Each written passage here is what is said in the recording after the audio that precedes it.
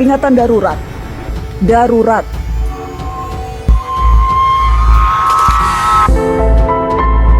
Kalau kalian melihat poster berwarna biru dengan tulisan peringatan darurat, ini memang darurat. Disebut darurat karena baru sekarang putusan MK langsung direspon DPR dengan membuat undang-undang yang dikebut hanya dalam 1 hari saja. Sekali lagi, 1 hari. Hari Selasa, Mahkamah Konstitusi memutuskan mengubah syarat ambang batas pencalonan kepala daerah. Partai atau gabungan partai politik tak lagi harus mengumpulkan minimal 20% kursi di DPRD atau 25% suara sah untuk mencalonkan kepala daerah dan wakil kepala daerah. MK juga memutuskan calon kepala daerah tingkat provinsi atau calon gubernur berusia 30 tahun saat ditetapkan oleh KPU sebagai kandidat resmi. Putusan MK ini cukup progresif karena agak menjauh dari budaya kekuasaan kita yang hobi menyodorkan kandidat yang sangat sedikit hasil hompimpah para elit. Setidaknya memungkinkan lebih banyak orang dan lebih banyak partai untuk maju dalam pilkada. Tapi semuanya batal, bubar. Besoknya DPR memutuskan ambang batas partai untuk mencalonkan pasangan dikembalikan ke aturan lama. Sedangkan usia kandidat diputuskan mengikuti keputusan Mahkamah Agung yang berusia 30 tahun saat dilantik. Sehingga memungkinkan Kaisang yang sudah dicalonkan sejumlah parpol bisa maju dalam kontestasi. Niatnya juga sudah tidak baik sejak awal. DPR mau menyiasati putusan MK yang sudah sangat jelas, mengikat dan final, berlaku untuk semuanya. Bikin undang-undang dalam sehari mustahil ada naskah akademiknya, tidak mungkin ada sosialisasi rancangannya dulu. Apalagi mendengarkan aspirasi dan partisipasi kita sebagai rakyat. Ini bukan tentang Anies, Ahok, Kaisang, atau PDI Perjuangan. Mula-mula ini tentang bagaimana proses bernegara dilaksanakan dengan potong kompas sehingga melecehkan nalar wajar kita sebagai warga negara. Teman-teman, peringatan darurat ini perlu kita sebarkan. Pertama, karena kita marah dan berhak untuk itu. Kedua, supaya sebanyak-banyaknya orang tahu apa yang terjadi di gedung DPR bukan rapat untuk kepentingan rakyat. Presiden dan DPR harus menghentikan segala upayanya menentang putusan Mahkamah Konstitusi. Jika DPR dan pemerintah mau merevisi tanpa berpatokan kepada putusan MK, ini rentan dianggap pembangkangan konstitusi. Dan saya cemas, pembangkangan konstitusi ini bisa berujung dengan pembangkangan sipil. Kau agak lain bapakmu, agak lain kau semuanya. Agak lain kau, agak lain bapakmu, agak lain semuanya. Agak lain kau, agak lain bapakmu, agak lain kau semuanya. Agak lain kau. Setelah wajahnya habis porak-poranda di sebelumnya, dan hari ini kita sudah mendapatkan sebuah keputusan yang sangat kita hormati dari MK, masih juga berusaha untuk dibegal, masih juga berusaha untuk dijegal. Tadi malam saya menulis sebuah tulisan, kalau Mahkamah Konstitusi sedang melakukan perbuatan yang mengembalikan nobility-nya sebagai konstitusi, lalu hari ini kita mendapatkan kenyataan bahwa itu coba dianulir oleh sebuah lembaga yang katanya adalah wakil-wakil kita semua hari ini. Lantas Anda di dalam ini wakil siapa?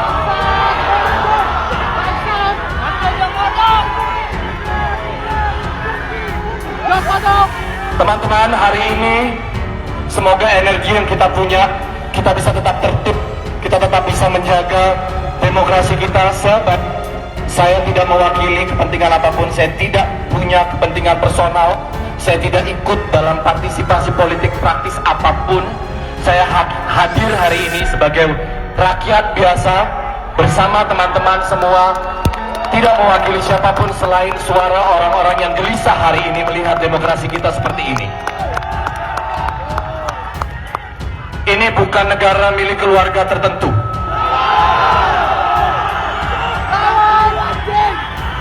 Kalau ada nomor dalam undang-undang kemudian hanya dibela untuk keluarga tertentu, saya miris melihat ini semua. Dan hati teman-teman semua yang ada di sini, semoga kita bisa mengawal ini terus. Kita sudah melihat tadi pagi jam 9, kemudian ada keputusan menunda 30 menit, lalu kemudian ditunda. Mudah-mudahan memang inilah yang harus mereka lakukan. tidak ada keputusan itu bisa lahir hari ini. Saya tidak bisa berbicara lebih banyak, saya hanya berpesan bahwa teman-teman menjaga diri baik-baik, kita tetap tertib, kita jaga situasi yang kondusif, kita perlihatkan kepada masyarakat bahwa kita bisa menjaga situasi hari ini dengan cara-cara yang tertib, cara-cara yang terhormat. Terima kasih teman-teman semua, selamat siang. Alasannya sebagai warga negara kita harus bisa bagaimana caranya menjaga negara ini. Kita datang untuk diri sendiri kita, untuk juga kelompok-kelompok yang kita percayai bahwa lama-lama diobrak-abrik oleh negara dan peraturan yang dibuat oleh bapak-bapak yang ada di dalam ini. Jangan muncul sini. Enggak, ke sana ya. Jadi kita datang tidak untuk siapa-siapa, atas dasar diri kita sendiri, keinginan kita sendiri. Kita datang juga untuk masa depan kami sendiri dan masa depan seluruh warga negara Indonesia. Tidak untuk atas nama siapapun, untuk mewakilkan apapun. Tapi memang anak-anak juga dari reformasi di korupsi dulu juga turun. Kami dan di saat ini juga kita merasa bahwa sudah genting, secara gampang banget deh aturan diakal-akalin, dirubah-rubah, belok-beloknya gampang banget, cepat banget rapat mereka gitu. Jadi ya kita putuskan untuk turun bersama dengan teman-teman yang lain sih. Membela perseorangan, tidak membela partai apapun. Kita di sini dikumpulkan karena kemarahan kita. Kita dianggap tolol, teman-teman. Banyak akrobat keputusan yang gak masuk akal dan kita dipaksa untuk menelan. Kita dianggap tolol. Ketika kita dianggap tolol, kita harus lawan.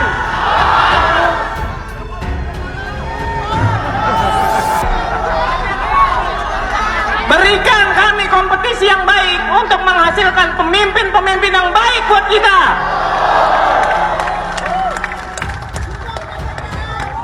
Tadi ada titipan dari teman-teman yang di bawah. Iya, Ebel tolong, tapi ada satu lagi. Nah, Ebel datang ke sini untuk membela bersama kita. Hidup Ebel! Buat teman-teman yang nggak sempat hadir di sini, tanamkan ini dalam kepala kalian. Kalau belum umur 30, jangan kalau dulu, jangan ya deh ya. Hidup rakyat!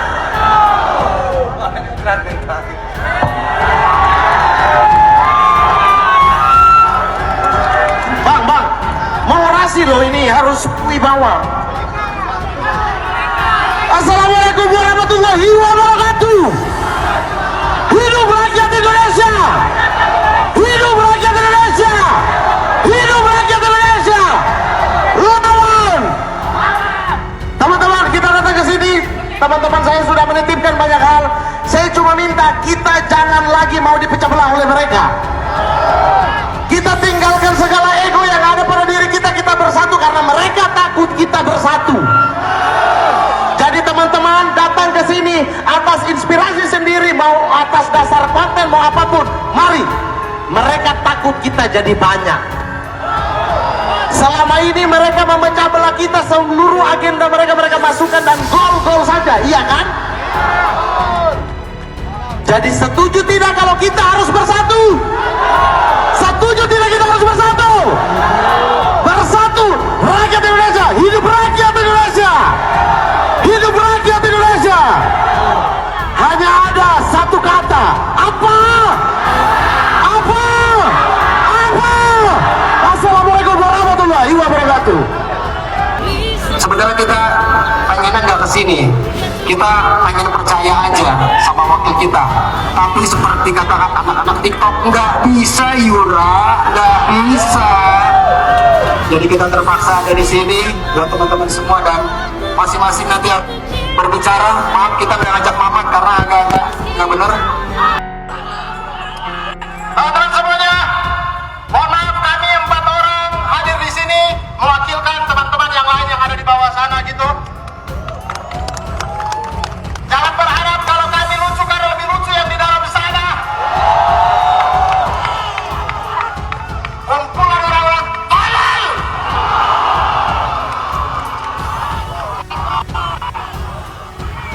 Kalau belum sempat rekam saya ulangi, kumpulan orang tolol. Tolol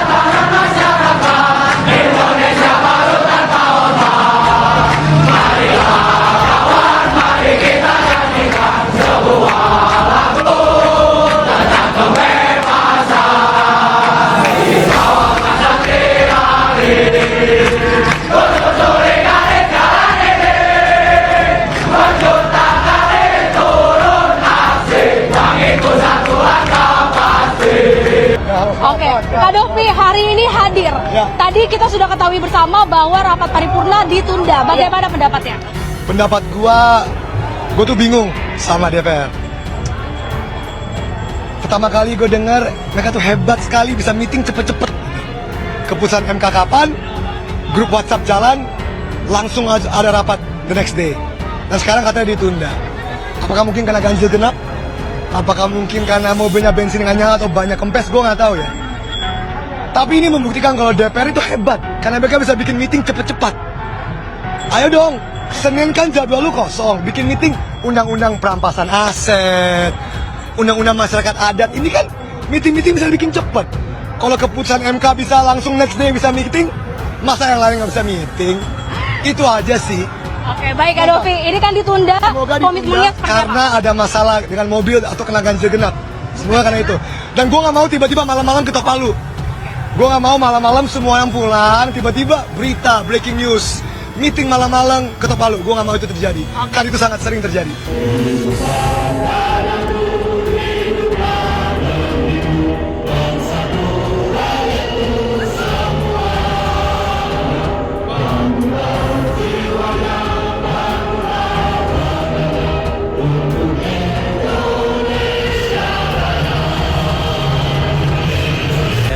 Pemerintah jangan pelin-pelan dalam menyikapi putusan MK yang dirasa menguntungkan untuk sebagian pihak mengambil keputusan disetujui dilaksanakan dirasa tidak cocok justru dicacak-cacak. Ketika para pejabat mulai melawak, saatnya para komedian yang melawan.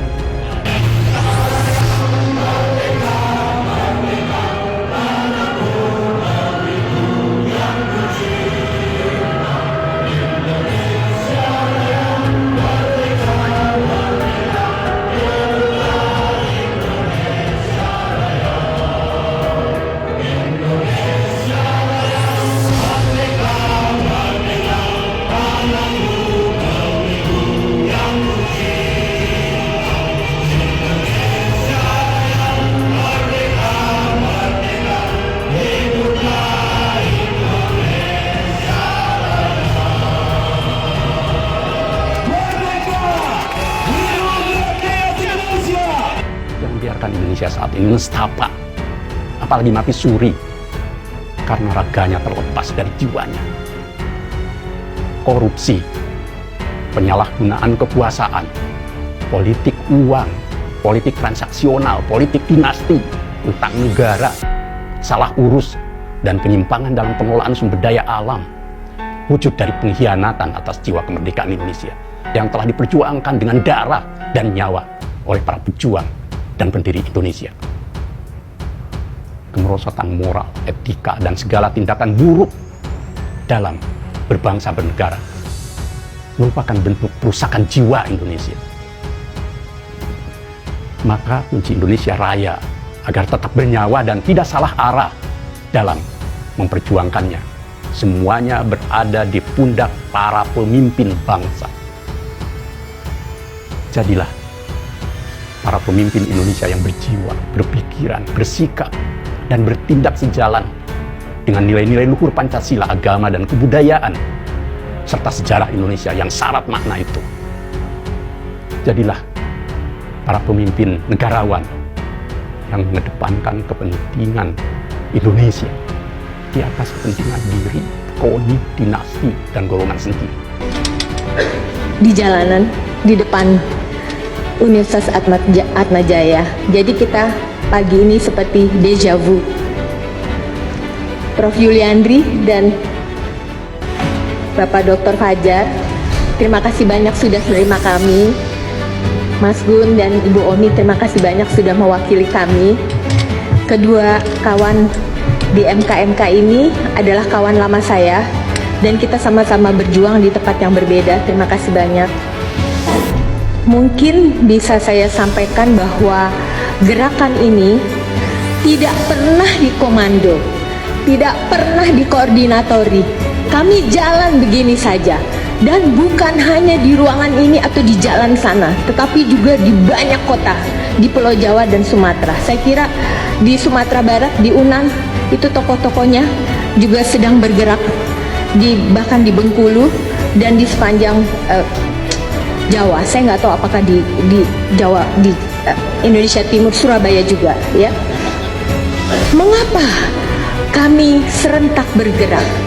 Karena kami tidak rela negeri ini dengan hampir 280 juta begitu saja dibajak, dan cara membajaknya itu sangat keji dengan menggunakan tangan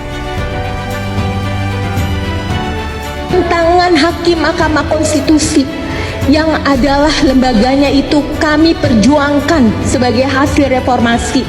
Kemudian juga hakim Mahkamah Agung, dan belum lama ini adalah hakim PT UN.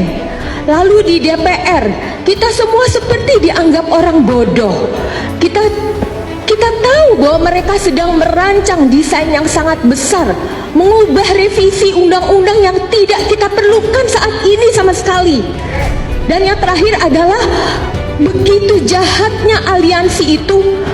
Begitu ada putusan Mahkamah Konstitusi 60/70 2 hari yang lalu, mereka langsung berkumpul membuat aliansi membegal demokrasi kita, ingin merevisi undang-undang pilkada. Itu kami tidak terima. Kami tidak bisa melihat bangsa kita ini, kita belajar sejarah bagaimana bangsa ini diperjuangkan oleh nyawa, darah, tanah air mata. Assalamualaikum warahmatullahi wabarakatuh.